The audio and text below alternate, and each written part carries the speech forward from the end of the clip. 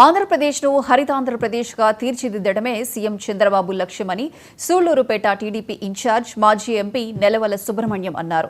ప్రపంచ పర్యావరణ దినోత్సవాన్ని పురస్కరించుకుని తిరుపతి జిల్లా నాయుడుపేటలో మున్సిపల్ కమిషనర్ ఫజలుల్లా ఆధ్వర్యంలో మొక్కలు నాటారు. ప్రతి ఒక్కరూ మొక్కలు నాటడంతో పాటు వాటిని సంరక్షించాలని కోరారు.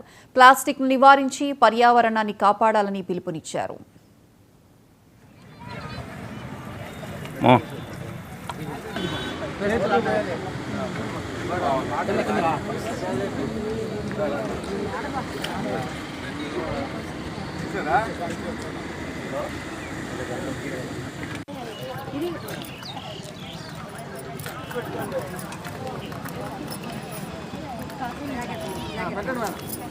కొంచెం దూరం కదా నేను పెట్టేస్తాను. నాకు అలవాటు.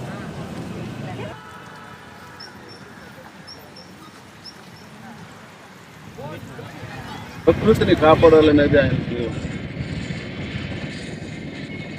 చెట్లు ఎక్కువగా ఉంటే వర్షాలకి ఎక్కువగా వచ్చే అవకాశం ఉంటుందని చెప్పని, అంతేకాకుండా వేసవకాలంలో నీడిస్తాయని చెప్పని రోడ్డు పక్కల చెట్లు నాటించిన ఆయన ఇప్పుడు ముఖ్యమంత్రిగా ఉన్నారు.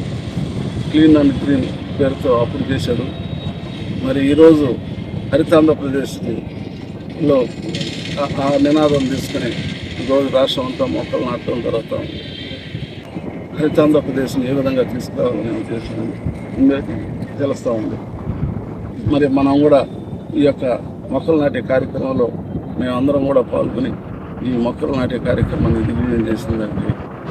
వైసీపీ ప్రభుత్వంలో ఆ ముఖ్యమంత్రి గారు ఏ ప్రాంతానికి పోయినా ఆ ప్రాంతంలో చెట్లు సమూలంగా నాశనం చేసేవారు, నరికేసేవారు.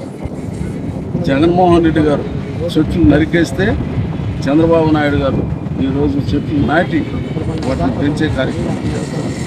వీళ్ళిద్దరికి తేడా వినాశకుడు, ప్రకృతిని వినాశనం చేసే వ్యక్తి ఒక ముఖ్యమంత్రి.